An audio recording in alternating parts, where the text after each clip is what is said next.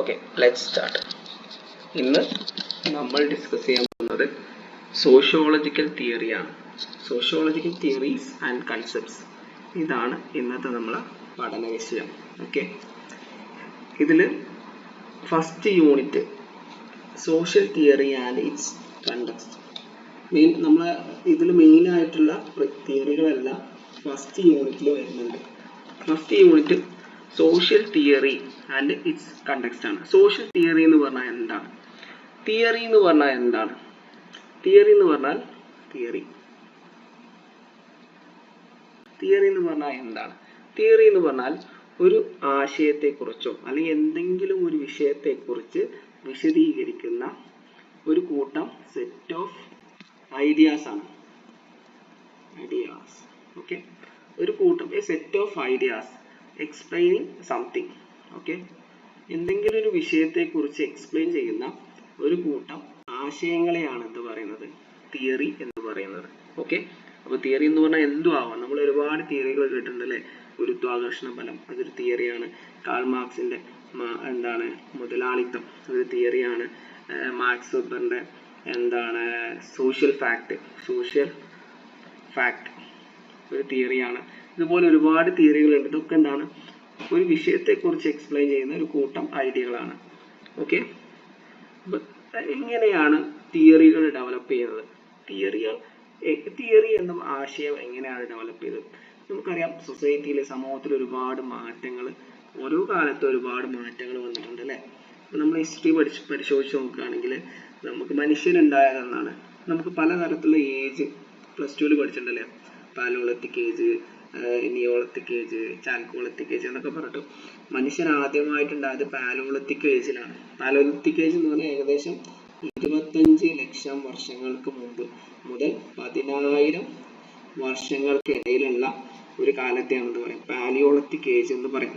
ഈ കാലഘട്ടത്തിലാണ് ആദ്യമായിട്ട് ഭൂമിയിൽ മനുഷ്യനുണ്ടായത്. ഇന്ന് അത് മുതൽ മനുഷ്യന്റെ മാറ്റങ്ങൾ ഇങ്ങനെ സംഭവിച്ചുകൊണ്ടിരിക്കുക. മനുഷ്യൻ ആദ്യം കാട്ടിൽ ജീവിച്ചിരുന്നു. അതിനുശേഷം പിന്നെ എന്ത് ചെയ്തു? മനുഷ്യന് കൂട്ടമായിട്ട് ജീവിക്കാൻ തുടങ്ങി. പിന്നെ ഈ കൂട്ടമായി ജീവിക്കുന്ന ആളുകൾക്കിടയിൽ ഒരു നേതാവ് വളർന്നു വന്നു. അതൊരു രാജ്യമായി മാറി. പിന്നെ പുതിയ സാങ്കേതിക വിദ്യകൾ കണ്ടുപിടിച്ചു. വലിയ എന്തുണ്ടായി? സിന്ധു നദീതട സംസ്കാരം, മെസോപ്പൊട്ടേമിയൻ സംസ്കാരം, ഇങ്ങനെ വലിയ സംസ്കാരങ്ങളൊക്കെ ഉണ്ടായി. അങ്ങനെ വളർന്ന് ഇന്ന് കാണുന്ന രീതിയിൽ വലിയ രാജ്യങ്ങൾ ഉണ്ടായി. ഓക്കെ, എല്ലാ കാലത്തും മാറ്റങ്ങൾ സംഭവിച്ചിട്ടുണ്ട്. പഴയ കാലത്ത് ചക്രം കണ്ടുപിടിച്ചു അല്ലെ? ചക്രം കണ്ടുപിടിച്ചിട്ടുണ്ട്, തീ കണ്ടുപിടിച്ചിട്ടുണ്ട്, അതുപോലെ തന്നെ ഇരുമ്പ് കണ്ടുപിടിച്ചിട്ടുണ്ട്, അയൺ.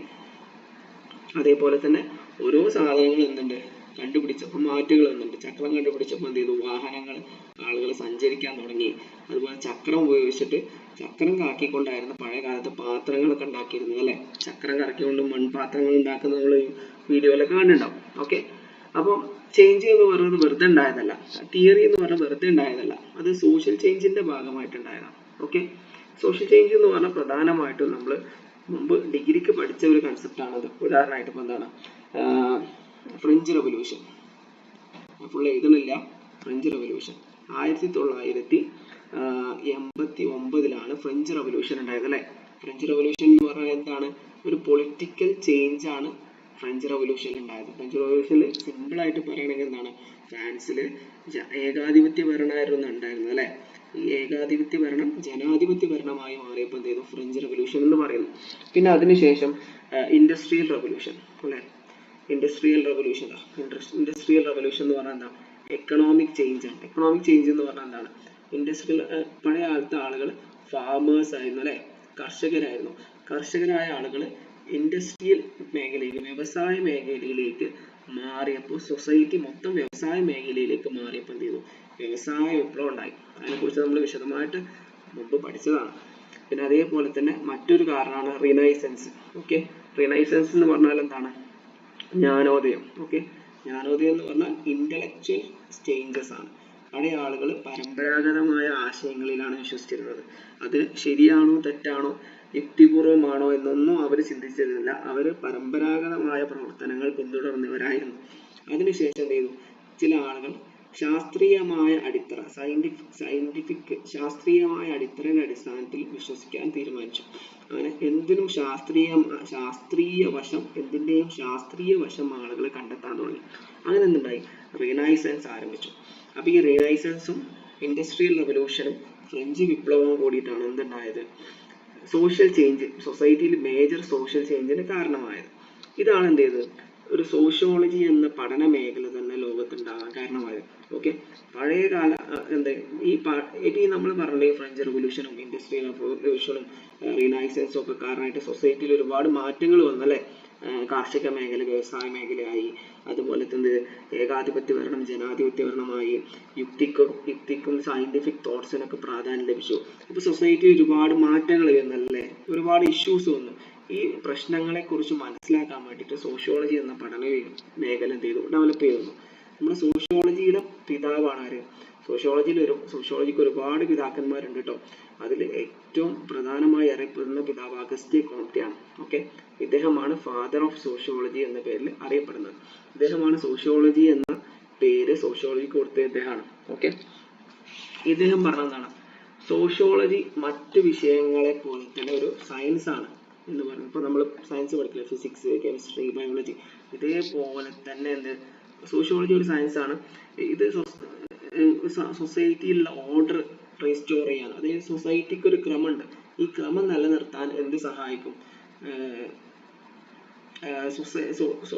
സോഷ്യോളജി സഹായിക്കും എന്ന് ഇദ്ദേഹം പറയുന്നുണ്ട്.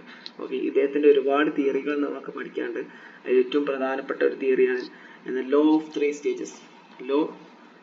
LAO of 3 stages. അത് നമ്മൾ എക്സ്പ്ലെയിൻ ചെയ്യുന്നില്ല, സിമ്പിൾ ആയിട്ട് പറയാം. അദ്ദേഹം ഈ പറയുന്നത് എന്താണെന്ന് വെച്ചാൽ സൊസൈറ്റി 3 ഘട്ടങ്ങളിലൂടെ കടന്നു പോയിട്ടാണ് ഇന്ന് കാണുന്ന അവസ്ഥയിലേക്ക് എത്തിയത് എന്ന് പറയുന്നുണ്ട്. അതിനെക്കുറിച്ച് നമുക്ക് എന്ത് ചെയ്യാം, പിന്നീട് സംസാരിക്കാം. ഓക്കെ, അതിൽ ജസ്റ്റ് ഒന്ന് പറയുകയാണെങ്കിൽ 3 സ്റ്റേജുകൾ. ഒന്ന് തിയോളജിക്കൽ സ്റ്റേജ് ആണ്, നമ്മുടെ നോട്ടിലുണ്ട് കേട്ടോ, നിങ്ങൾ റെഫർ ചെയ്യാം. തിയോളജിക്കൽ സ്റ്റേജ് എന്ന് പറഞ്ഞാൽ ആ കാലഘട്ടത്തിലാണ് ഒക്കെ റിലീജിയന്റെ ബേസിലായിരുന്നു എല്ലാ ഡിസിഷൻസും എടുത്തിരുന്നത്. വിവാഹം, ജനനം, മാരേജ് എല്ലാം മതപരമായിട്ടുള്ള കാര്യങ്ങൾക്കായിരുന്നു ഈ കാലഘട്ടത്തിൽ പ്രാധാന്യം നൽകുന്നത്. പിന്നെ അതിനുശേഷം രണ്ടാമത്തെ സ്റ്റേജ് മെറ്റാഫിസിക്കൽ സ്റ്റേജ് എന്ന് പറയും. ഈ കാലഘട്ടത്തിൽ ആളുകളൊക്കെ എക്സ്പ്ലെയിൻ ചെയ്യുന്നത് നേച്ചർ ഊഹങ്ങളുടെ അടിസ്ഥാനത്തിലായിരുന്നു. ഊഹങ്ങളുടെയും എക്സ്പെക്ടേഷൻസിന്റെയും ഒക്കെ അടിസ്ഥാനത്തിലായിരുന്നു ഈ കാലഘട്ടത്തിൽ ആളുകൾ എന്ത് വിഷയത്തെയും നോക്കിക്കണ്ടിരുന്നത്. ഫിലോസഫേഴ്സ് ഉണ്ടായിരുന്ന കാലഘട്ടമാണ് ഈ കാലഘട്ടം. അതിനുശേഷം ഇന്നത്തെ കാലഘട്ടം സയന്റിഫിക് പോസിറ്റിവിസ്റ്റ് സ്റ്റേജ് എന്ന് പറയുന്ന കാലഘട്ടം. ഈ കാലഘട്ടത്തിൽ എന്തിനും ശാസ്ത്രീയമായ സയന്റിഫിക് ബേസ് ഉണ്ടെങ്കിൽ മാത്രമേ നമ്മൾ എന്തും എക്സ്പ്ലെയിൻ ചെയ്യുന്നത് ശാസ്ത്രത്തിന്റെ ബേസിലായിരിക്കും. ഇങ്ങനെ 3 കാലഘട്ടം ഉണ്ട് എന്ന് ഇദ്ദേഹം പറഞ്ഞിട്ടുണ്ട്. പിന്നെ ഇദ്ദേഹം ജനിച്ചോ മരിച്ചോ ഒക്കെ എന്ത് ചെയ്യുന്നത് നമ്മളെ നോട്ടിലുണ്ട്, അപ്പൊ അത് നിങ്ങൾ നോക്കുക. അപ്പൊ ഇതുപോലെ തന്നെ എമിലി ദർക്കെയിം അദ്ദേഹം സോഷ്യൽ ഫാക്ട് എന്ന് പറഞ്ഞ തിയറിയെ കുറിച്ച് പറയുന്നത്. സോഷ്യൽ ഫാക്ട് ഇതിനെക്കുറിച്ച് നമ്മൾ മുമ്പ് പഠിച്ചതാണ്, ഡിഗ്രിക്ക് പഠിച്ചതായിരിക്കും. സോഷ്യൽ ഫാക്ട് എന്ന് പറഞ്ഞാൽ വ്യക്തിക്ക് പുറത്തുള്ള എന്നാൽ വ്യക്തിയെ നിയന്ത്രിക്കുന്ന ഘടകങ്ങളൊക്കെ സോഷ്യൽ ഫാക്ട് ആണ്. ഉദാഹരണം പറയുകയാണെങ്കിൽ പോലീസ് അല്ലെ, പോലീസ് എന്ന് പറഞ്ഞാൽ മനുഷ്യന്റെ ഉള്ളിലുള്ള സാധനമാണോ? അല്ല, നമുക്ക് പുറത്തുള്ള ആളാണ് അല്ലെ. പക്ഷെ ഈ പോലീസ് നമ്മൾ നിയന്ത്രിക്കൂലേ, നമ്മൾ എന്ത് ചെയ്യണം, നമ്മൾ എന്ത് ചെയ്യണ്ട.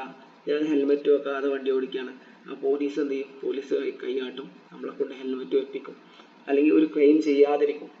അതുപോലെ തന്നെ നിയമങ്ങള്, ഫാമിലി, റിലീജിയൻ, ഇതൊക്കെ നമുക്ക് പുറത്തുള്ള സാധനങ്ങളാണ്. മനുഷ്യന്റെ ഉള്ളിൽ ഉള്ള സാധനമല്ലല്ലോ, വ്യക്തിക്ക് പുറത്തുള്ളതാണ്. പക്ഷെ വ്യക്തിയെ നിയന്ത്രിക്കുന്ന സാധനങ്ങളാണ് സോഷ്യൽ ഫാക്ട് എന്ന് പറയുന്നത്. അപ്പൊ സോഷ്യൽ ഫാക്ടിനെ കുറിച്ച് വിശദമായിട്ട് നിങ്ങൾ പ്ലസ് ടുവിലും ഡിഗ്രിയിലും പഠിച്ചതാണ്. അതിനെക്കുറിച്ച് നിങ്ങൾ ടെക്സ്റ്റിൽ കൂടുതൽ നോക്കാം. പിന്നെ നമുക്ക് പഠിക്കാൻ കാൾ മാർക്സിനെ കുറിച്ചാണ്. കാൾ മാർക്സ് ആരാണ്? കാൾ മാർക്സിനെ കുറിച്ച് പറയുകയാണെങ്കിൽ ഇദ്ദേഹം ഒരു കോൺഫ്ലിക്റ്റ് തിയറിസ്റ്റ് ആണ്, തിങ്കറാണ്. കാൾ മാർക്സിനെ കുറിച്ച് പറയുകയാണെങ്കിൽ ഇദ്ദേഹം സോഷ്യൽ കോൺഫ്ലിക്റ്റിനെ കുറിച്ച്, ക്ലാസ് കോൺഫ്ലിക്റ്റ് എന്ന് പറഞ്ഞ ആശയത്തെ കുറിച്ചാണ് ഇദ്ദേഹം മെയിൻ ആയിട്ട് ഡിസ്കസ് ചെയ്യുന്നത്. ക്ലാസ് കോൺഫ്ലിക്റ്റ് എന്ന് പറഞ്ഞാൽ എന്താണ്? ഇദ്ദേഹം പറയുന്നത് എന്താണെന്ന് വെച്ചാൽ സൊസൈറ്റി 2 വിഭാഗം ആളുകൾ ഉണ്ടായിരുന്നു. ഈ 2 വിഭാഗം ആളുകൾ സഹകരിച്ചും സംഘർഷത്തിൽ ഏർപ്പെട്ടും കൊണ്ട് ജീവിക്കുന്ന ആളുകളായിരുന്നു. ഒന്ന് മുതലാളിമാരാണ്, മറ്റൊന്ന് തൊഴിലാളികളാണ്. മുതലാളിയും തൊഴിലാളിയും ഒരുമിച്ച് നിന്നാൽ മാത്രമേ ഉൽപാദനം നടക്കുള്ളൂ. പക്ഷെ മുതലാളിയും തൊഴിലാളിയും ഒരുമിച്ച് നിൽക്കാതെ പരസ്പരം സംഘർഷം ഇടയ്ക്ക് എന്ത് ചെയ്യും, ഇവർ തമ്മിൽ സംഘർഷം ഉണ്ടാവും. കാരണം എന്ത് ചെയ്യും, മുതലാളിമാർ തൊഴിലാളികളെ ചൂഷണം ചെയ്യുന്നു. അതാണ് എന്ത് പ്രധാനപ്പെട്ട ഈ ഇതിലുള്ള തിയറികൾ. പിന്നെ നമുക്ക് ഹെർബർട്ട് സ്പെൻസറിന്റെ തിയറി ഉണ്ട്. അതിനെക്കുറിച്ചൊക്കെ നമുക്ക് എന്ത് ചെയ്യാം, അടുത്ത പാഠങ്ങളിൽ വരുമ്പോൾ എന്ത് ചെയ്യാം, ഹെർബർട്ട് സ്പെൻസറിന്റെ തിയറി നമുക്ക് പഠിക്കാം. ഓർഗാനിസം എന്ന് പറഞ്ഞാൽ സർവൈവൽ ഓഫ് ദ ഫിറ്റസ്റ്റ് എന്ന് പറഞ്ഞ തിയറിയാണ്. ഇതിൽ പറയുന്നത് ഏറ്റവും എഫക്റ്റീവായ ഫിറ്റായ ആൾക്കാർ സർവൈവ് ചെയ്യും, ആരോഗ്യമുള്ള ആളുകൾ നിലനിൽക്കും, ആരോഗ്യമില്ലാത്ത സാധനങ്ങൾ ഫിറ്റാവാത്ത ആളുകളൊക്കെ എന്ത് ചെയ്യും, ഇല്ലാതായി മാറും എന്ന് പറയുന്ന തിയറിയാണ് സർവൈവൽ ഓഫ് ദ ഫിറ്റസ്റ്റ് എന്ന് പറയുന്ന തിയറി. ഓക്കെ, അതാണ് ഫസ്റ്റ് യൂണിറ്റിലുള്ളത്. നമ്മൾ ഓടിച്ചു പോവാണ്. നെക്സ്റ്റ് രണ്ടാമത്തെ യൂണിറ്റ് നമുക്ക് ഡിസ്കസ് ചെയ്യാനുള്ള കൺസെപ്റ്റ് ആൻഡ് തിയറിയാണ്. ഇതിൽ നമുക്ക് ഫസ്റ്റ് പറയുന്ന വേർഡ് എന്ന് പറഞ്ഞ ഒരു വേർഡിന്റെ ഡെഫിനേഷൻ. വേർഡ് എന്ന് പറഞ്ഞാൽ എന്താണ്, വാക്കുകൾ അല്ലെ. ബെഞ്ച്, ഡെസ്ക്, വാച്ച്, ലാപ്ടോപ്പ്, ഇതൊക്കെ വേർഡുകളാണ്. ഇത് നമ്മുടെ ജീവിതത്തിൽ ഡെയിലി നമ്മൾ ഉപയോഗിക്കുന്ന വാക്കുകൾക്കാണ് എന്ത് പറയാ, വേർഡ്സ് എന്ന് പറയാം. ഓക്കെ, വേർഡ്സ് എന്ന് പറയുമ്പോൾ ബെഞ്ച് ഒക്കെ വേർഡ്സ് ആണ്. ഓക്കെ, എന്നാൽ കൺസെപ്റ്റ് എന്ന് പറഞ്ഞാൽ എന്താണ്? കൺസെപ്റ്റ് എന്ന് പറഞ്ഞാൽ ഒരു ടെക്നിക്കൽ ടേം ആണ്. ടെക്നിക്കൽ ടേം എന്ന് പറഞ്ഞാൽ എന്താണ്, അതിന് കൺസെപ്റ്റ് നിന്നുണ്ട് ഒരു ടെക്നിക്കൽ ടേം, സാങ്കേതിക പദം. അതിന് ഒരുപാട് മീനിങ് ഉണ്ടായിരിക്കും. ഉദാഹരണം നമ്മൾ പറയാം, ഇപ്പോൾ പറയാണ് എന്താണ് പറയാ, വൈറസ് എന്ന് പറഞ്ഞു. വൈറസ് എന്ന് പറഞ്ഞാൽ എന്താണ്, ഒരു വലിയ വിശാലമായ ആശയത്തെയാണ് അല്ലെ അതിലൂടെ പറയാൻ ഉദ്ദേശിക്കുന്നത്. അതിന് എന്താണ്, അതൊരു മഹാവ്യാധിയാണ്. അതൊരുപാട് ആളുകൾക്ക് രോഗം ഉണ്ടാക്കും. അതിലൂടെ ഒരുപാട് ഇഷ്യൂസ് ഉണ്ടാവും, സാമൂഹിക സാമ്പത്തിക പ്രശ്നങ്ങളൊക്കെ ഉണ്ടാവും എന്ന് പറയുമ്പോൾ വിശാലമായ ഒരു ആശയം പറയുന്നുണ്ട്. അതേപോലെ വാച്ച് എന്ന് പറയുന്നത്, വാച്ച് എന്താണ്, സമയം നോക്കാൻ കഴിയുന്ന, കയ്യിൽ കെട്ടാൻ കഴിയുന്ന ഒരു സാധനമാണ്. ഒരു വിശാലമായ അർത്ഥമുണ്ട്. അതുപോലെ തന്നെ മൊബൈൽ ഫോൺ എന്ന വാക്ക് പറയുമ്പോൾ മൊബൈൽ ഫോണിൽ ഒരുപാട് ആശയങ്ങൾ നമ്മൾ പറഞ്ഞു വെക്കുന്നുണ്ട് അല്ലെ. ഇതേപോലെ തന്നെ നമ്മൾ മറ്റു പല കാര്യങ്ങൾ കൂടി എന്ത് ചെയ്യുന്നത് നമ്മൾ ഇതിൽ ഡിസ്കസ് ചെയ്യുന്നുണ്ട്. അതാണെന്ത്, രണ്ട് തരത്തിലുള്ള എന്തുണ്ട്, കൺസെപ്റ്റുകളുണ്ട്. ഒന്ന് അബ്സ്ട്രാക്ട് കൺസെപ്റ്റ്, രണ്ടാമത്താണ് concrete concept. Okay, concrete concept, abstract concept. Okay, concrete concept എന്ന് പറഞ്ഞാൽ കാണാനും തൊടാനും സാധിക്കുന്ന കൺസെപ്റ്റിനെയാണ് എന്ത് പറയുക, കോൺക്രീറ്റ് കൺസെപ്റ്റ് എന്ന് പറയാം. പേന എന്ന് പറഞ്ഞ ഒരു കൺസെപ്റ്റ് ആണ് അല്ലെ, അല്ലെങ്കിൽ ലാപ്ടോപ്പ് ഒരു കൺസെപ്റ്റ് ആണ്. ഇത് നമുക്ക് കാണാനും തൊടാനും സാധിക്കും. ഇതിനെന്ത് പറയും, കോൺക്രീറ്റ് കൺസെപ്റ്റ് എന്ന് പറയും.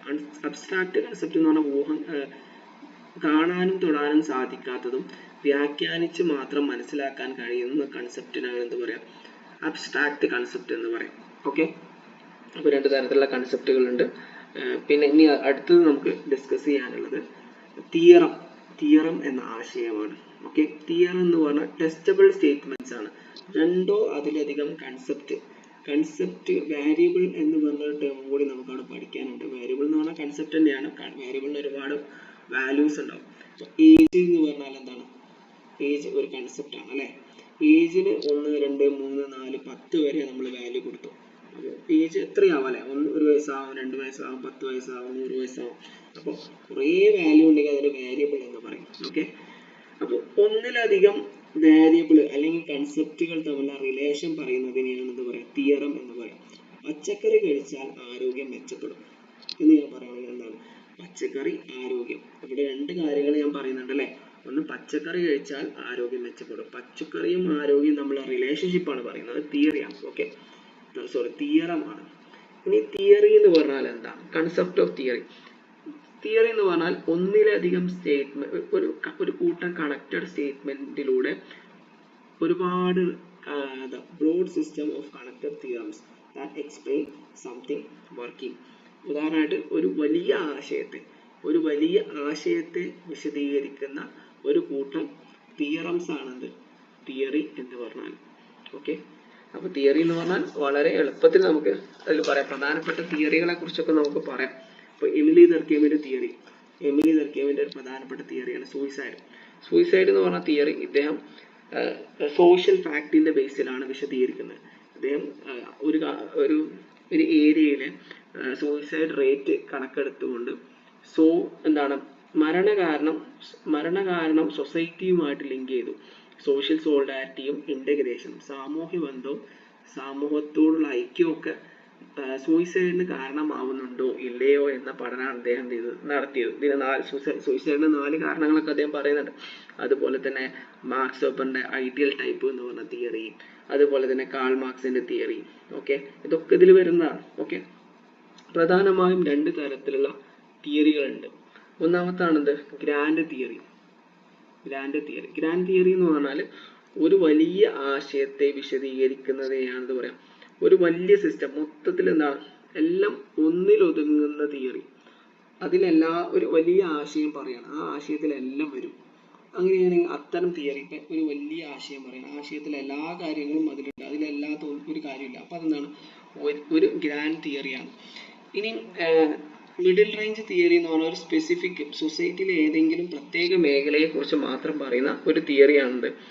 മിഡിൽ റേഞ്ച് തിയറി എന്ന് പറയുന്നത് അത് ഒരു സ്പെസിഫിക് തിയറി എന്നല്ല, ഒരുപാട് തിയറികളുണ്ട്. റോബർട്ട് കെ മേർട്ടൺ ആണ് ഈ മിഡിൽ റേഞ്ച് തിയറിയുടെ വക്താവ്. ഇപ്പൊ ഉദാഹരണമായിട്ട് ഇപ്പൊ എന്താണ്, റെഫറൻസ് ഗ്രൂപ്പ് എന്ന് പറഞ്ഞാൽ നമ്മൾ സ്വാധീനിക്കുന്ന നമ്മൾ റോൾ മോഡൽസ് ഉണ്ടല്ലോ, റോൾ മോഡൽസ് ആളുകളുടെ ബിഹേവിയറിനെ എങ്ങനെ എഫക്ട് ചെയ്യും. ഇപ്പൊ എൻ്റെ റോൾ മോഡൽ സച്ചിൻ ടെണ്ടുൽക്കർ ആണ്. അപ്പൊ സച്ചിൻ ടെണ്ടുൽക്കർ എൻ്റെ ബിഹേവിയറിനെ എങ്ങനെ എഫക്ട് ചെയ്യുന്നുള്ള ഒരു പഠനം നടക്കുകയാണെങ്കിൽ അതെന്താണ്, അത് മിഡിൽ റേഞ്ച് തിയറിയാണ്. ഓക്കെ, അപ്പൊ അതാണ് തിയറി എന്നതുകൊണ്ട് ഉദ്ദേശിക്കുന്നത്. ഇനി നമുക്ക് അടുത്ത യൂണിറ്റിലേക്ക് പോവാം, തിയറി ആൻഡ് പാരഡൈഗം. തിയറി എന്ന് പറഞ്ഞാൽ എന്താന്ന് ഓൾറെഡി നമ്മൾ എക്സ്പ്ലെയിൻ ചെയ്തു. ഓക്കെ, ഒരു സ്പെസിഫിക് ഫിനോമിനെ കുറിച്ചുള്ള വിശദമായിട്ടുള്ള വിശദീകരണത്തിനെയാണ് എന്ത് പറയാം, തിയറി എന്ന് പറയാം. ഓക്കെ, പാരഡൈഗം എന്ന് പറഞ്ഞാൽ എന്താണ്?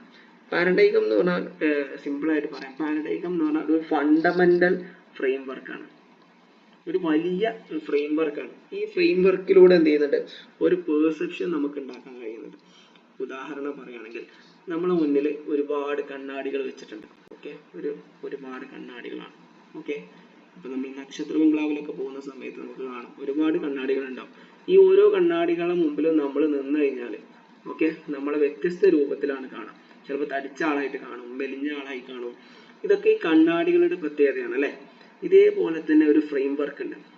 ഇതൊക്കെ എന്താണ്, ഓരോ പാരഡൈഗംസ് ആണ്, ഇതൊക്കെ ഓരോ കാഴ്ചപ്പാടാണ്.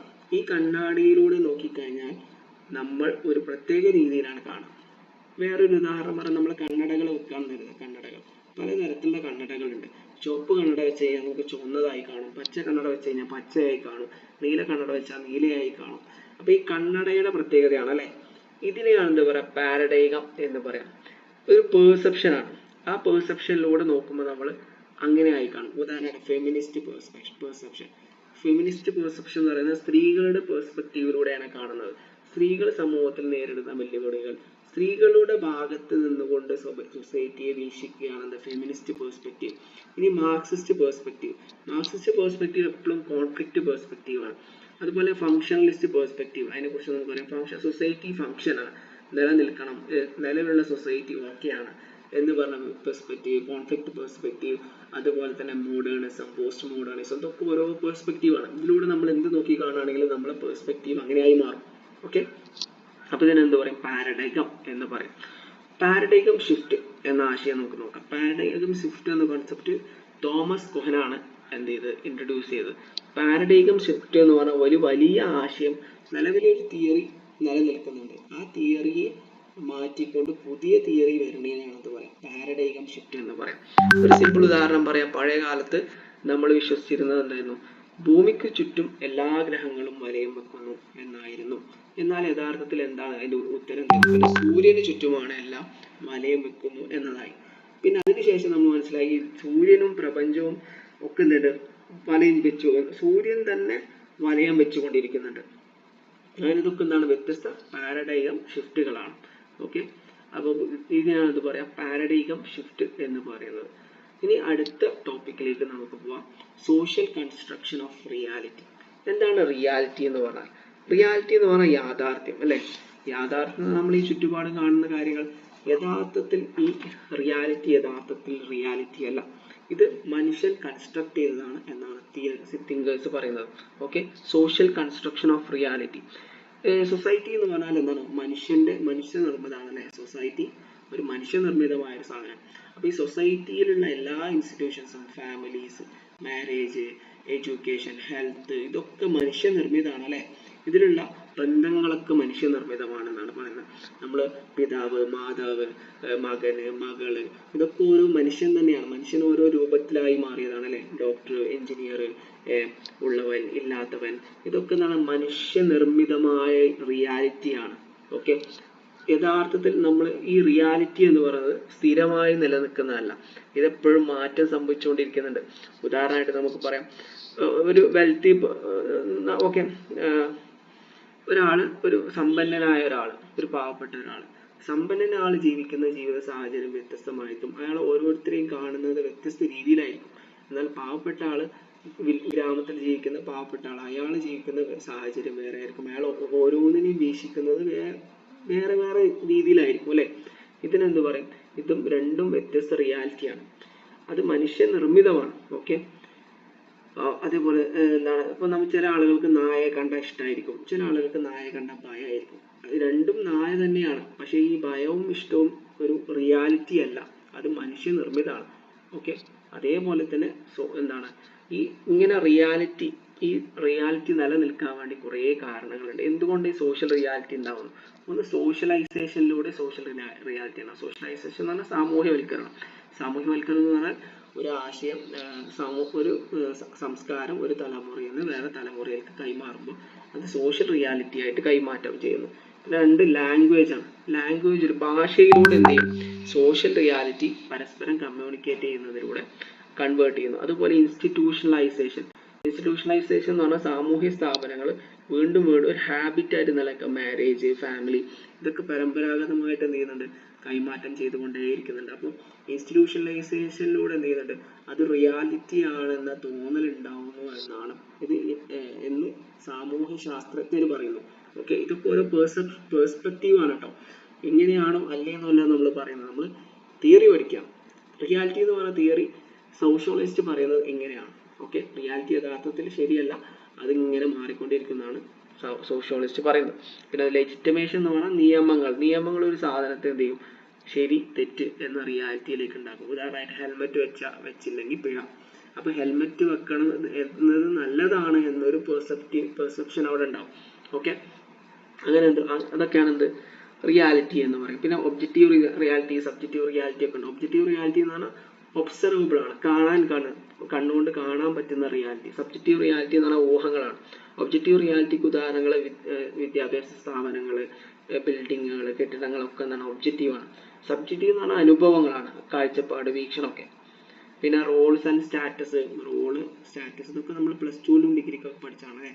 റോളും സ്റ്റാറ്റസും എന്ത് ചെയ്യും? റിയാലിറ്റി നിലനിർത്താൻ സഹായിക്കുന്നുണ്ട്. ഓക്കെ, റോളും സ്റ്റാറ്റസും എങ്ങനെയാണ് നിലനിർത്തുന്നത്? നമ്മളെല്ലാവരും എന്ത് ചെയ്യുന്നുണ്ട്? ഓരോ റോൾ പ്ലേ ചെയ്യുന്നവരാണ്. അപ്പോൾ ഫാദർ എന്ന റോൾ പ്ലേ ചെയ്യുമ്പോൾ നമുക്ക് ഭാര്യ ഉണ്ടാവും, മദർ ഉണ്ടാവും, അതേപോലെ തന്നെ ചിൽഡ്രൻസ് ഉണ്ടാവും. അതേപോലെ തന്നെ നമ്മൾ അധ്യാപകൻ, ടീച്ചർ എന്ന റോൾ പ്ലേ ചെയ്യുമ്പോൾ നമുക്ക് സ്റ്റുഡൻസ് ഉണ്ടാവും. ഇതൊക്കെ ഒരു റിയാലിറ്റി അല്ല. യഥാർത്ഥത്തിൽ ഞാനും നിങ്ങളും മനുഷ്യരാണ്. ഈ കൺസ്ട്രക്ട് ചെയ്തത് അധ്യാപകൻ, വിദ്യാർത്ഥി എന്ന ഒരു കൺസ്ട്രക്ഷനാണ്. സോഷ്യൽ റിയാലിറ്റി യഥാർത്ഥത്തിലല്ല, മാറിക്കൊണ്ടിരിക്കും. ഞാൻ കുറച്ച് കഴിഞ്ഞാൽ ചിലപ്പോൾ അധ്യാപകനാവാതിരിക്കാം, നിങ്ങൾ വിദ്യാർത്ഥി ആവാതിരിക്കാം. അതൊക്കെ ഒരു സോഷ്യൽ കൺസ്ട്രക്ഷൻ ആണ് എന്നാണ് ഈ തിയറി പറയുന്നത്. കൂടുതൽ നിങ്ങൾ നോട്ട് വായിച്ചു കഴിഞ്ഞാൽ മനസ്സിലാവും. അടുത്ത topic, concepts and theories of structure. Social സ്ട്രക്ചറിനെ കുറിച്ചാണ് ഇവിടെ നമ്മൾ എക്സ്പ്ലെയിൻ ചെയ്യുന്നത്. എന്താണ് സോഷ്യൽ സ്ട്രക്ചർ? സോഷ്യൽ സ്ട്രക്ചർ എന്ന് പറഞ്ഞാൽ നമുക്കൊരു അസ്ഥികുളം മനസ്സിലാക്കാം. ഒരു അസ്ഥികുളമാണെന്ന് കരുതാം. ഓക്കെ, ഇങ്ങനെയൊന്നുമല്ല, എങ്കിലും ഇതൊരു മനുഷ്യന്റെ അസ്ഥികൂടാണെന്ന് കരുതാം. അപ്പോൾ മനുഷ്യർ 10,000 വർഷങ്ങൾ, 10,000 ഒരുപാട് കാലമായിട്ട് മനുഷ്യനുണ്ടല്ലേ ഭൂമിയിൽ. മനുഷ്യന്റെ അസ്ഥികൂടം ഇങ്ങനെ തന്നെയാണ്. പക്ഷെ മനുഷ്യന്റെ മുഖവും ഷേപ്പും വിരലടികളൊക്കെ മാറിക്കൊണ്ടിരിക്കുന്നുണ്ട്. നമ്മളെല്ലാവരും മനുഷ്യരാണ്. നമ്മൾക്ക് എല്ലാവർക്കും ഇതേ സ്കെൽറ്റൺ ആണുള്ളത്. പക്ഷെ എന്ത് ചെയ്യുന്നുണ്ട്? നമ്മുടെ മുഖവും നമ്മുടെ ശരീരങ്ങളൊക്കെ മാറിക്കൊണ്ടിരിക്കും. നമ്മൾ വ്യത്യസ്തരായിട്ട് നമ്മൾ തോന്നുന്നു, പക്ഷെ നമ്മുടെ ബേസ് എന്താണ്? ഈ അസ്ഥികൂടമാണ്. അതേപോലെ തന്നെ ഒരു സോഷ്യൽ സ്ട്രക്ചർ സൊസൈറ്റിയിലുണ്ട്.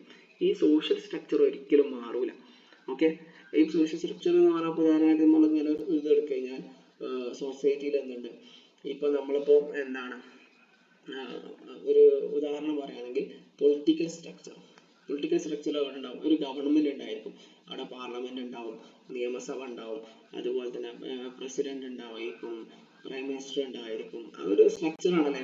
പ്രൈം മിനിസ്റ്റർ കുറെ ഇങ്ങനെ അയാൾ 5 കൊല്ലം കഴിഞ്ഞാൽ അയാൾ മാറും, വേറെ ആൾ വരും, പ്രധാനമന്ത്രി, മുഖ്യമന്ത്രി, ഇവർക്ക് ഇങ്ങനെ മാറിക്കൊണ്ടിരിക്കും. പക്ഷെ ആ സ്ട്രക്ചർ അവിടെ ഉണ്ടാവും അല്ലെ, ഭരണഘടന അവിടെ ഉണ്ടാവും, ആ ഘടന അവിടെ ഉണ്ടാവും. പക്ഷെ അതിൻ്റെ ഉള്ളിൽ ആൾക്കാരൊക്കെ മാറിക്കൊണ്ടിരിക്കും.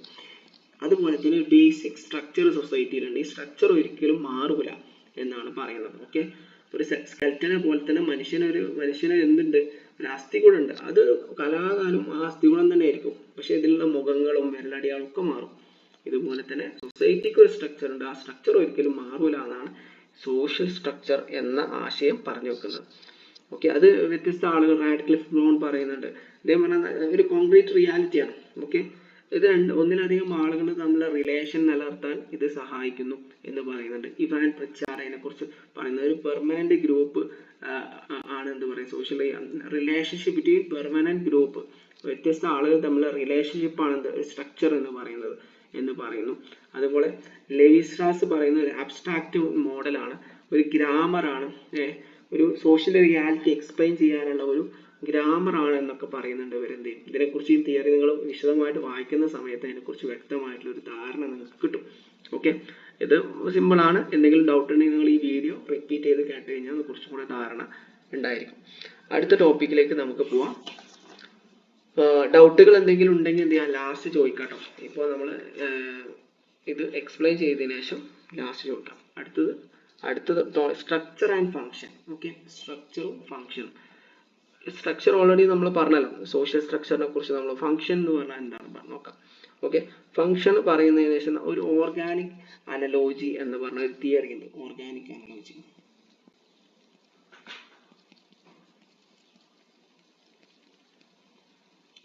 അനലോജി എന്ന് പറഞ്ഞ തിയറി ഹെർബർട്ട് സ്പെൻസർ ആണ് എന്ത് ചെയ്യുന്നത്, വിശദമായിട്ട് ചെയ്യുന്നില്ല, ഹെർബർട്ട് സ്പെൻസർ ആണ് ഈ തിയറി വെക്കുന്നത്. അത് ഇദ്ദേഹം പറയുന്നത് എന്താണെന്ന് വെച്ചാൽ ഒരു ഫങ്ഷണലിസം പറയാൻ വേണ്ടിയിട്ട് പറയാണ്. ഓക്കെ, മനുഷ്യന് നമ്മൾ പറഞ്ഞ ഓൾറെഡി ഒരു സ്ട്രക്ചർ ഉണ്ട് എന്ന് പറയില്ലേ, നേരത്തെ പറയുന്ന ബാക്കി തന്നെയാണ്. സ്ട്രക്ചർ ഉണ്ട്. ഈ സ്ട്രക്ചറിൽ എന്നിട്ട് മനുഷ്യന് ഓരോ അവയവങ്ങൾ, കൈകളുണ്ട്, കാലുണ്ട്, തലുണ്ട്. അപ്പൊ ഓരോന്നിനും ഓരോ ഫങ്ഷൻ ആണല്ലേ. കണ്ണുകൊണ്ട് കാണും, ചെവി കൊണ്ട് കേൾക്കും, കാൽ കൊണ്ട് നടക്കും, കൈ കൊണ്ട് എഴുതും, തിന്നും. ഇതൊക്കെ വായ കൊണ്ട് നമ്മൾ തിന്നും. ഇതെന്താണ്, ഒരു ഓർഗാനിക് അനലോജിയാണ് അല്ലെ. ഓരോ സ്ട്രക്ചറിനും ഓരോ ഫങ്ഷൻ ഉണ്ടായിരിക്കും. ഓക്കെ, ഇപ്പൊ കൈയുടെ സ്ട്രക്ചർ, തല ചെവി കൊണ്ട് എന്ത് ചെയ്യും, നമ്മൾ കേൾക്കും, അത് ചെവിയുടെ ഫങ്ഷൻ ആണ്. കണ്ണുകൊണ്ട് നമ്മൾ കാണും, അതിന്റെ കണ്ണിന്റെ ഫങ്ഷൻ ആണ്.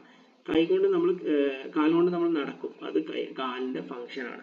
ഇതുപോലെ നമ്മൾ ഓരോ ഇതിനും ഉണ്ടാവും, ഓരോ അവയവത്തിനും ഓരോ ഫങ്ഷൻ ഉണ്ട് നമ്മൾ പറഞ്ഞല്ലോ.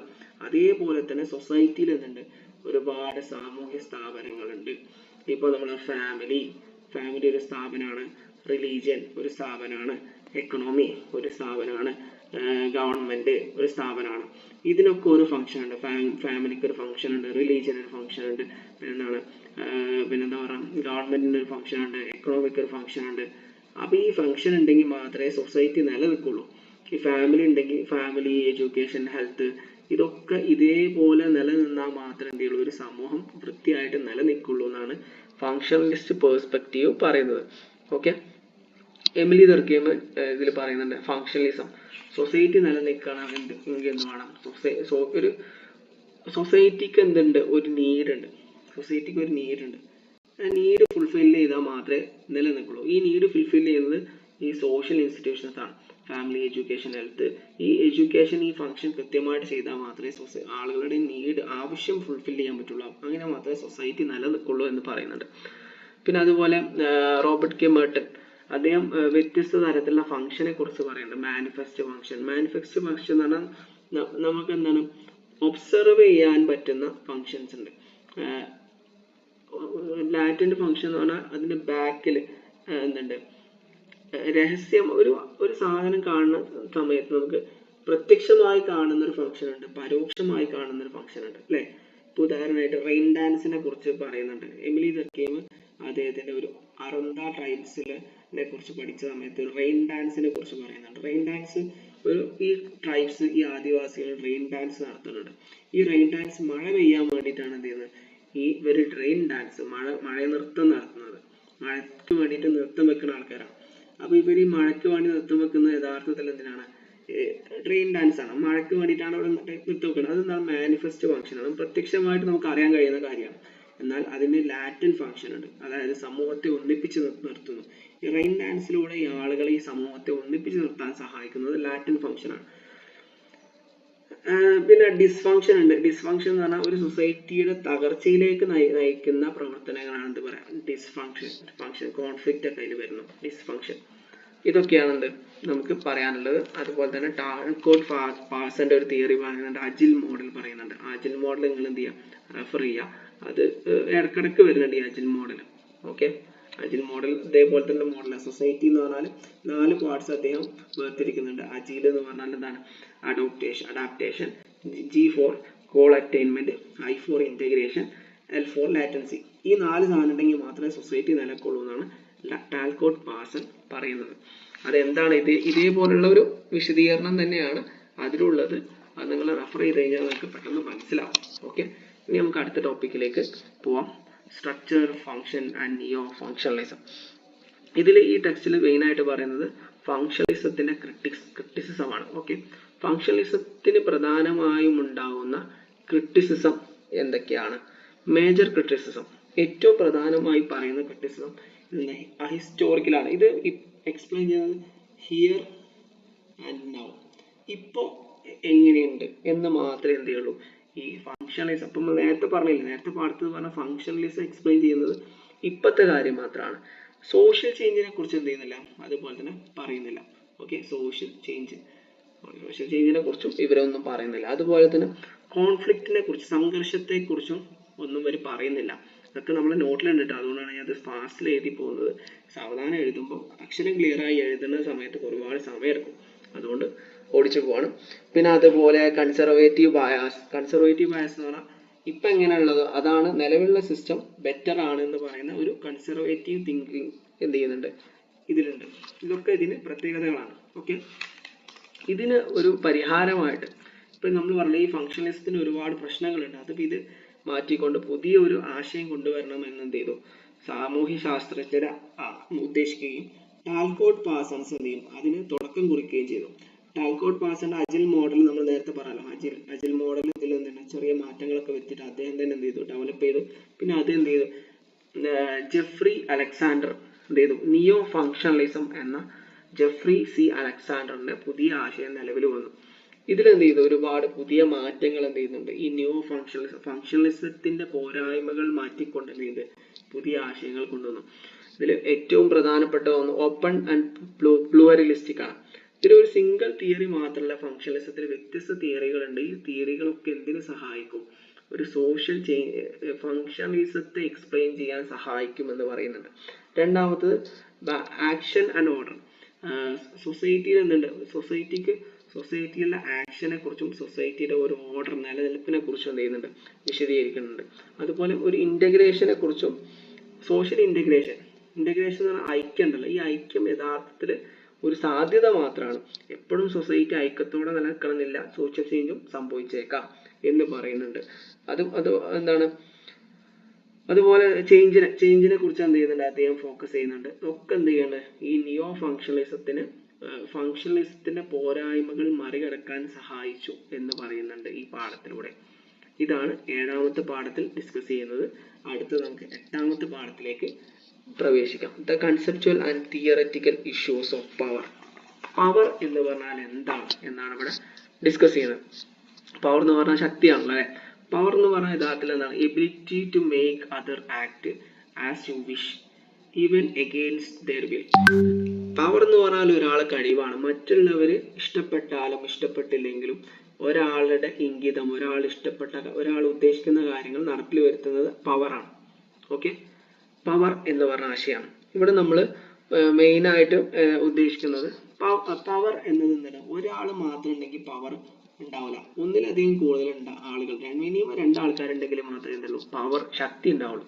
പവർ ഉണ്ടാകുന്നത് 2 ആൾക്കാരുടെ അല്ലെങ്കിൽ 2ൽ കൂടുതൽ ആൾക്കാരുടെ റിലേഷൻഷിപ്പിലൂടെയാണ് ഉണ്ടാവുക. ഒരാൾ ഒറ്റയ്ക്ക് പവർ ഉണ്ടാവില്ല. ഓക്കെ, പവർ എന്ന് പറഞ്ഞാൽ മാർക്സ് വെബറിന്റെ അഭിപ്രായത്തിൽ വെബർ അദ്ദേഹം പറയുന്നത് വെച്ചാൽ ഒരാൾക്ക് പവർ ഉണ്ടെങ്കിൽ മറ്റൊരാളുടെ പവർ നഷ്ടപ്പെട്ടു പോകും. അപ്പൊ ഞാൻ ശക്തനാണെങ്കിൽ നിങ്ങളുടെ ശക്തി ഇല്ലാതാവും, ഞാൻ നിങ്ങളെ ഭരിക്കും. നിങ്ങൾക്ക് ശക്തി ഉണ്ടെങ്കിൽ എൻ്റെ അധികാരം നഷ്ടപ്പെടും, നിങ്ങൾ എന്നെ ഭരിക്കും. പക്ഷെ മറ്റേ ടാൽക്കോട്ട് പാഴ്സൺ പറയുന്നത് സൊസൈറ്റിയിലെ മൊത്തമായിട്ട് ഒരു പവർ നിലനിൽക്കുന്നുണ്ട്. ആ പവർ ഒരു കളക്റ്റീവ് ഗോളാണ്. മൊത്തത്തിൽ എല്ലാവരുടെ കയ്യിലും പവർ ഉണ്ട്. ഒരാൾക്ക് പവർ ഉണ്ടായി കരുതി മറ്റൊരാൾക്ക് പവർ നഷ്ടപ്പെടില്ല എന്നാണ് ടാൽക്കോട്ട് പാഴ്സൺ പറയുന്നത്. ഓക്കെ, അപ്പൊ ഇതിൽ നമുക്ക് മെയിൻ ആയിട്ട് പവർ ആൻഡ് അതോറിറ്റി രണ്ട് കൺസെപ്റ്റുകളുണ്ട്. പവർ എന്ന് പറഞ്ഞാൽ എന്താണ്? ശക്തിയാണ്. ഒരു ബലപ്രയോഗത്തിലൂടെയുള്ള മറ്റൊരാളുടെ താല്പര്യമില്ലാതെയുള്ള അധികാരത്തിനാണ് പവർ എന്ന് പറയാം. പക്ഷെ അതോറിറ്റി എന്ന് പറഞ്ഞാൽ നിയമപ്രകാരമുള്ള ലെജിസ്റ്റിമേറ്റ് അധികാരത്തിനാണെന്ന് പറയാം. നിയമപ്രകാരം ഇപ്പോൾ പോലീസിന് നിയമപ്രകാരം നമുക്ക് ഹെൽമെറ്റ് വെച്ചില്ലെങ്കിൽ ഫൈൻ ഇടാനുള്ള അധികാരമുണ്ട്. അത് അതോറിറ്റിയാണ്. നമ്മൾ തന്നെ അംഗീകരിക്കേണ്ട പോലീസുകാർക്ക് അതോറിറ്റി ഉണ്ടെന്ന്. കുറച്ച് ഗുണ്ടകൾ നമ്മൾ വീട്ടിൽ വന്നിട്ട് നമ്മളോട് പറയാണ് നിങ്ങളെ വീട്ടിലെ പൈസയൊക്കെ ഞങ്ങൾക്ക് തരണം. അത് അതോറിറ്റി അല്ല. നമ്മൾ എന്ത് ചെയ്യണം? നമ്മൾ നിർബന്ധിതമായിട്ട് ഒരു വഴിയില്ലാതെ നമ്മൾ പൈസ എടുത്ത് കൊടുക്കുക. അതിന് പവർ എന്ന് പറയും. അത് ലെജിറ്റിമേറ്റ് അല്ല, നിയമാനുസൃതമല്ല. ഇൻഫ്ലുവൻസ് എന്ന് പറഞ്ഞാൽ എന്താ? ഒരാളെ കൺവിൻസ് ചെയ്യാനുള്ള അധികാരത്തിനെയാണ് ഇൻഫ്ലുവൻസ് എന്ന് പറയും. ഇപ്പൊ രാഷ്ട്രീയ നേതാക്കന്മാര്, സിനിമാ നടന്മാര്, ഇവരൊക്കെ നമ്മളെ ഇൻഫ്ലുവൻസ് ചെയ്യല്ലേ. ഇപ്പൊ നല്ലൊരു വസ്ത്രം ധരിച്ചിട്ട് ഒരാളെ കണ്ടു, അപ്പൊ അയാളുടെ ആ ഇൻഫ്ലുവൻസിലൂടെ നമ്മളും ആ വസ്ത്രം ധരിക്കുകയാണെങ്കിൽ അതൊരു ഇൻഫ്ലുവൻസ് ആണ് അല്ലെ. സോഷ്യൽ മീഡിയ ഇൻഫ്ലുവൻസേഴ്സ് എന്നൊക്കെ നമ്മൾ കേട്ടില്ലേ. അതേപോലെ ഡോമിനേഷൻ എന്ന് പറഞ്ഞാൽ മേൽക്കോയ്മ. ഒരു കൂട്ടം ആൾക്കാർ, ഒരു വിഭാഗം ആളുകളെ എന്ത് ചെയ്യുന്നുണ്ട്? നിയന്ത്രിച്ചു നിർത്തുന്നതിനെ എന്ത് പറയും? ഡോമിനൻസ് എന്ന് പറയും, മേധാവിത്വം എന്ന് പറയും. ഓക്കെ, രണ്ടു തരത്തിലുള്ള ഇതിൽ ഒരുപാട് തിയറികളൊക്കെ പറയുന്നുണ്ട്. കാൾ മാർക്സിന്റെ തിയറി പറയുന്നുണ്ട്. കാൾ മാർക്സ് പറയുന്നത് എന്താണ്? രണ്ട് സൊസൈറ്റിയിൽ ബൈപോളാർ വ്യൂ എന്നാണ് കാൾ മാർക്സിന് പറയും. ബൈപോളാർ വ്യൂ പറഞ്ഞാൽ രണ്ട് വിഭാഗം ആൾക്കാരുണ്ട് സൊസൈറ്റിയിൽ. Haves, have nots. ഉള്ളവനും ഇല്ലാത്തവനും. ഹാവ്സ് എപ്പോഴും ഹാവ് നോട്ട്സിനെ ചൂഷണം ചെയ്തുകൊണ്ടിരിക്കും എന്ന് പറയുന്നുണ്ട്. പവേഴ്സ് എപ്പോഴും ഉള്ളവന്റെ കയ്യിലായിരിക്കും, ഇല്ലാത്തവന്റെ കയ്യിൽ പവർ ഉണ്ടാവില്ല. ഈ കാൾ മാർക്സ് വേറെ ഒരുപാട് തിയറികൾ ഇതിലൂടെ വിശദീകരിക്കുന്നുണ്ട്. സമൂഹത്തെ വ്യത്യസ്ത സ്റ്റേജുകളായിട്ട് കാൾ മാർക്സ് വിശദീകരിക്കുന്നുണ്ട്.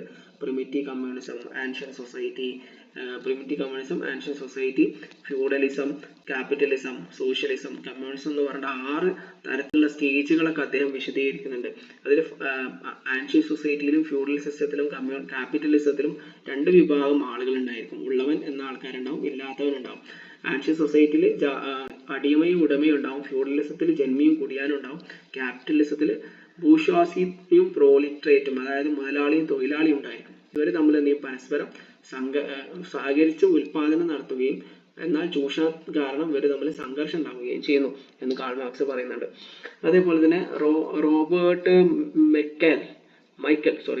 മൈക്കലിന്റെ ലോ ഓഫ് ഒളിഗാർക്കി പറയുന്നുണ്ട്. സൊസൈറ്റിയിൽ എപ്പോഴും ഒരു പ്രത്യേക വിഭാഗം ആൾക്കാരുണ്ടാവും. അവരെപ്പോഴും എന്ത് ചെയ്യും? മറ്റുള്ള ആൾക്കാരെ ഭരിക്കും. ഇപ്പൊ നമ്മളിപ്പോ നമ്മൾ ഇലക്ഷനിലൂടെ കുറെ ആൾക്കാരെ തെരഞ്ഞെടുക്കുന്നുണ്ടല്ലോ. ഒരു 10-40 ആൾക്കാരെ ഒരു 400 ആൾക്കാരെ നമ്മൾ തെരഞ്ഞെടുക്കുന്നുണ്ട് എന്ന്. ആ ആളുകളെ നമ്മളെ ഭരിക്കും. അപ്പൊ അവര് ആരായി? എലൈറ്റായി. അവരുടെ കയ്യിൽ പവർ വരും. അങ്ങനെ സൊസൈറ്റിയിൽ എല്ലാ നിലത്തൊരു അയൺ ലോ ഓഫ് ഒളിഗാർക്കി നിലനിൽക്കുന്നുണ്ട് എന്ന് പറയുന്നുണ്ട്. ഇതുപോലെ ഒരുപാട് തിയറികൾ ഇതിൽ പറയുന്നുണ്ട്. ഇതിൽ പ്രധാനമായിട്ടും പറയുന്ന മറ്റ് ഒരു തിയറിയാണ് power elite and veto group theory. Power elite എന്ന് പറഞ്ഞ തിയറി മെയിനായിട്ട് പറയുന്നത് ഒരു കൂട്ടം ആളുകൾ, പ്രധാനമായിട്ട് മിലിറ്ററീസ്, കോർപ്പറേഷൻസ്, ഗവൺമെന്റ്, ഇവരുടെ കയ്യിൽ നിലക്കുന്ന പവറിന് എന്താ പറയും? പവർ എലൈറ്റ് എന്ന് പറയും. വീറ്റോ പവർ എന്ന് പറഞ്ഞാൽ ഒരു കൂട്ടം ആളുകൾ മറ്റൊരാൾക്കാർ അധികാരം കൈക്കലാക്കാതിരിക്കാൻ വേണ്ടി ബാലൻസ് ചെയ്യുന്ന ഒരു വിഭാഗം ആൾക്കാരുണ്ടാവും. അപ്പോൾ ഉദാഹരണം പറയുകയാണെങ്കിൽ ഇപ്പൊ എന്താണ് നമുക്ക് പറയുകയാണെങ്കിൽ പലതരത്തിലുള്ള യൂണിയന്, ബിസിനസ് അസോസിയേഷൻസ്, ഇവർ ഒരുപാട് ആൾക്കാരുണ്ടാവും. ഇവർ ഒരു വിഭാഗം ആൾക്കാർ വളർന്നു വരുമ്പോൾ മറ്റുള്ള ആൾക്കാർ ഇവരെ നിയന്ത്രിക്കുകയും അധികാരം ഒരു ബാലൻസ്ഡ് ആക്കി നിലനിർത്തുകയും ചെയ്യുന്നു എന്നാണ് വീറ്റോ ഗ്രൂപ്പ് തിയറി പറയുന്നത്. അതിനെക്കുറിച്ച് കുറച്ച് വിശദമായിട്ടുണ്ട്. നിങ്ങൾ എന്ത് ചെയ്യാം? റെഫർ ചെയ്യാം. അടുത്ത ടോപ്പിക്കാണ് നമുക്ക് പഠിക്കാനുള്ളത് class and legitimacy. Class and class conflict എന്ന് പറഞ്ഞാൽ കാൾ മാർക്സിന്റെ ഒരു തിയറിയാണ്. ഓക്കെ, കാൾ മാർക്സ് പറയുന്നത് ക്ലാസിനെ കുറിച്ചാണ്. നമ്മൾ പറഞ്ഞല്ലോ 6 തരത്തിലുള്ള സൊസൈറ്റി ഉണ്ടായിരുന്നു കാൾ മാർക്സ് പറയുന്നത്. ഒന്നാണത് പ്രിമിറ്റീവ് കമ്മ്യൂണിസം, രണ്ടാമത്തത് ആൻഷ്യന്റ് സൊസൈറ്റി, മൂന്നാമത്തത് ഫ്യൂഡലിസം, നാലാമത്തത് ക്യാപിറ്റലിസം, അഞ്ചാമത്തത് സോഷ്യലിസം, ആറാമത്തത് കമ്മ്യൂണിസം എന്ന് പറഞ്ഞിട്ടുള്ള 5 സൊസൈറ്റികൾ ഉണ്ടായിരുന്നു. ഈ പ്രിമിറ്റീവ് കമ്മ്യൂണിസത്തിൽ ഉള്ളവനും ഇല്ലാത്തവനും ഇല്ല. അതുപോലെ തന്നെ കമ്മ്യൂണിസ്റ്റ് സൊസൈറ്റിയിലും സോഷ്യൽ സൊസൈറ്റിയിലും ഉള്ളവനും ഇല്ലാത്തവനും ഇല്ല. പിന്നെ ഈ മൂന്ന് ഇവിടെ എന്തുണ്ട്, ഉള്ളവനും ഇല്ലാത്തവനും ഉണ്ട്. ആൻഷ്യൻ സൊസൈറ്റിയിൽ അടിമയും ഉടമയും, ഫ്യൂഡൽ സൊസൈറ്റിയിൽ ജന്മിയും കുടിയാനും, ക്യാപിറ്റലിസ്റ്റ് സൊസൈറ്റിയിൽ മുതലാളിയും തൊഴിലാളിയും, ഇങ്ങനെ 3 വിഭാഗം ആൾക്കാരുണ്ടാവും. ഇവർ 2 ക്ലാസ് ആണ്. ഈ ക്ലാസ് തമ്മിൽ എന്തുണ്ട്, സഹകരണവും സംഘർഷവും ഉണ്ടാവും. ഇവിടെ ക്ലാസ് ഇൻ ഇറ്റ്സെൽഫ് എന്ന് പറയുന്നത് class in itself, class for itself എന്ന് പറഞ്ഞ 2 കൺസെപ്റ്റ് നമ്മൾ പറയുന്നുണ്ട്. ക്ലാസ് ഇൻ ഇറ്റ്സെൽഫ് എന്ന് പറഞ്ഞാൽ തൊഴിലാളികളെ മുതലാളിമാർ ചൂഷണം ചെയ്യുന്നുണ്ട്, പക്ഷെ അവരത് അറിയുന്നില്ല. കാരണം പലതരത്തിലുള്ള തന്ത്രങ്ങൾ ഉപയോഗിച്ചുകൊണ്ടാണ് എന്ത് ചെയ്യുന്നത്, തൊഴിലാളികളെ മുതലാളിമാർ ചൂഷണം ചെയ്യുന്നത്. ആ തിയറി വിശദമായിട്ട് നോക്കുന്ന സമയത്ത് അതിന്റെ കാരണങ്ങളൊക്കെ നമുക്ക് വിശദമായിട്ട് മനസ്സിലാവും.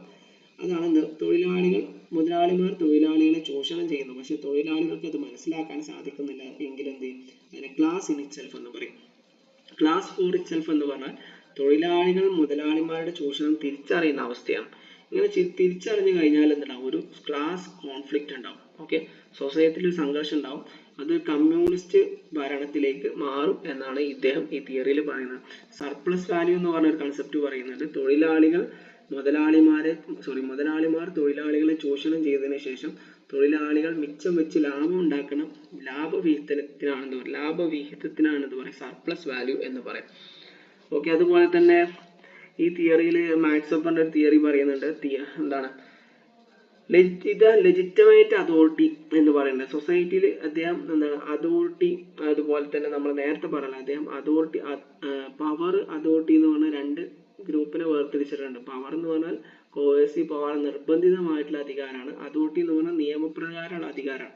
നിയമപ്രകാരമുള്ള അധികാരത്തെ അദ്ദേഹം 3 ആയിട്ട് വേർതിരിക്കുന്നുണ്ട്. ഒന്ന് ട്രഡീഷണൽ അതോറിറ്റി, ഉദാഹരണത്തിന് രാജഭരണത്തിൽ പരമ്പരാഗതമായിട്ട് അധികാരം കൈമാറ്റം ചെയ്യുന്ന ഒരു രീതിയാണ്. പിന്നെ ഇത് രണ്ടാമത്താണ് കരിസ്മാറ്റിക് അതോറിറ്റി, രണ്ടാമത്താണ്. ഇത് മൂന്നാമത്താണ്, മാറിപ്പോയതാണ്. ഇത് മൂന്നാമത്താണ് കേട്ടോ. 2 കരിസ്മാറ്റിക് അതോറിറ്റി. ഉദാഹരണം, ചില ആളുകൾ ഇൻഫ്ലുവൻസ് ചെയ്തിട്ട് നമ്മൾ എന്ത് ചെയ്യും, അയാളെ അധികാരിയാക്കി മാറ്റും. ഉദാഹരണമായിട്ട് ചില നേതാക്കന്മാർ അവരോടുള്ള സ്നേഹം കാരണം നമ്മൾ ഈ ഗാന്ധിജി ഇവരൊക്കെ സ്നേഹം കാരണം നമ്മൾ അവരെ നേതൃത്വ സ്ഥാനത്തിലേക്ക് എന്ത് ചെയ്യും, നയിക്കും. അത് കരിസ്മാറ്റിക് അതോറിറ്റിയാണ്. റാഷണൽ ലീഗൽ അതോറിറ്റി എന്ന് പറഞ്ഞാൽ വ്യക്തികൾക്കൊന്നും സ്ഥാനം ഉണ്ടാവില്ല, റൂൾസ് ആൻഡ് ലോസിനാണ് പ്രാധാന്യം ഉണ്ടാവുള്ളൂ. അതാണ് റാഷണൽ ലീഗൽ അതോറിറ്റി എന്ന് പറയുന്നത്. ഓക്കെ, അപ്പൊ നമുക്ക് അടുത്ത ലാസ്റ്റ് യൂണിറ്റിലേക്ക് നമുക്ക് പോവാം. ലാസ്റ്റ് യൂണിറ്റ്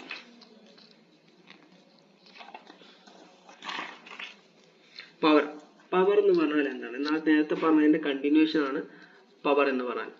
പവർ എന്ന് പറഞ്ഞാൽ സൊസൈറ്റിയിൽ എപ്പോഴും വിവിധ പവറിനെ കുറിച്ചുള്ള വ്യത്യസ്ത കാഴ്ചപ്പാടുകൾ എന്ത് ചെയ്യുന്നുണ്ട്, നിലനിൽക്കുന്നുണ്ട്. ഒരു മേധാവിത്വം നിലനിൽക്കാൻ പവർ ആവശ്യമാണോ അല്ലയോ എന്ന് പറയുന്ന ഒരുപാട് പഠനങ്ങൾ ഇതിലുണ്ട്. ഇതിൽ 2 കൺസെപ്റ്റുകൾ വിശദീകരിക്കുന്നുണ്ട്. ഒന്ന് കാൾ മാർക്സിന്റെ കൺസെപ്റ്റ് പറയുന്നുണ്ട്. കാൾ മാർക്സ് പറയുന്നതിന് മുമ്പായിട്ട് വേറൊരാൾ പറയുന്നുണ്ട്, ടാൽകോട്ട് പാസന്റെ 2 ഇവിടെ ഉണ്ടല്ലോ അല്ലെ.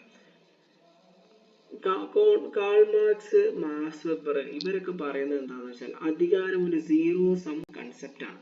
സീറോ സം കൺസെപ്റ്റ് എന്ന് പറഞ്ഞാൽ എന്താണെന്ന് വെച്ചാൽ ഒരു വ്യക്തിയുടെ കയ്യിൽ അധികാരം ഉണ്ടെങ്കിൽ മറ്റുള്ള ആളുകളുടെ കയ്യിൽ അധികാരം നഷ്ടപ്പെടും. ഇപ്പൊ എൻ്റെ കയ്യിൽ പവർ ഉണ്ട്, അപ്പൊ നിങ്ങളെല്ലാവരുടെ കയ്യിലും അധികാരം നഷ്ടപ്പെട്ടു പോകും. ഓക്കെ, നിങ്ങളുടെ കയ്യിൽ അധികാരം ഉണ്ട്, അപ്പൊ എൻ്റെ കയ്യിൽ പവർ നഷ്ടപ്പെടും. ഒരു വിഭാഗം ആൾക്കാരുടെ കയ്യിൽ മാത്രം പവർ ഉണ്ടാവുന്ന അവസ്ഥയാണ് സീറോ സം കൺസെപ്റ്റ് എന്ന് പറയും.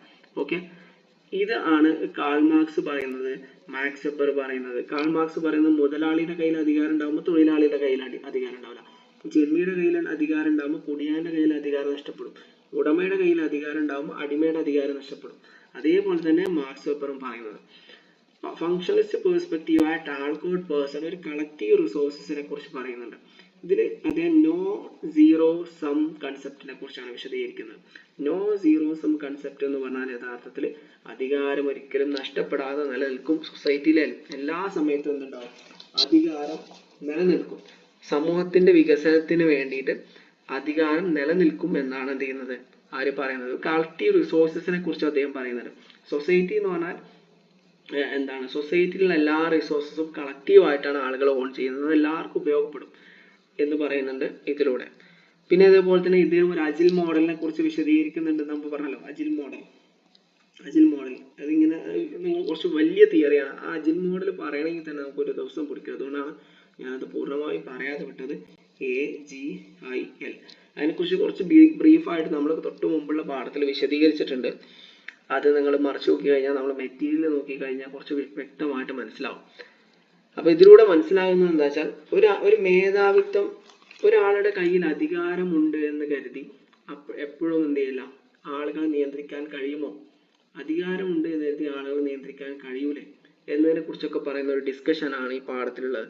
ഇതിൽ പ്രധാനമായിട്ടും 3 തിയറികളാണ് ഡിസ്കസ് ചെയ്യുന്നത്. 2 തിയറികളാണ്. ഒന്ന് കോൺഫ്ലിക്റ്റ് വ്യൂ തിയറി ഉണ്ട്, ഫങ്ഷണലിസ്റ്റ് വ്യൂ തിയറിയാണ്. ഈ കോൺഫ്ലിക്റ്റും ഫങ്ഷണലിസ്റ്റും നമ്മൾ നേരത്തെ പറഞ്ഞ പോലെ ഒരു പാരഡൈം ആണ്, ഒരു വ്യത്യസ്ത കാഴ്ചപ്പാടാണ്. അതിൽ ഒരുപാട് സോഷ്യോളജിസ്റ്റ് ഉണ്ട്, അവരെന്ത് ചെയ്യും, ആ തിയറിയെ കുറിച്ച് വിശദമായിട്ട് വിശദീകരിച്ച് തരിക ചെയ്യാം. അപ്പോൾ ഇതാണ് ഇന്നത്തെ നമ്മളെ 10 മൊഡ്യൂൾ നമ്മൾ ഓൾറെഡി ഡിസ്കസ് ചെയ്ത് കഴിഞ്ഞു. ഇനി നമുക്ക് അടുത്ത 10 മൊഡ്യൂൾ കുറച്ച് കഴിഞ്ഞിട്ട് എന്ത് ചെയ്യാം, ഒരു ചെറിയ ബ്രേക്ക് എടുത്തിട്ട് നമുക്ക് ഡിസ്കസ് ചെയ്യാം. ഓക്കെ, അപ്പോൾ ഇന്ന് നമ്മൾ വൈൻഡ് അപ്പ് ചെയ്യണം അല്ലേ? ഓക്കെ, ഒരു മിനിറ്റ്.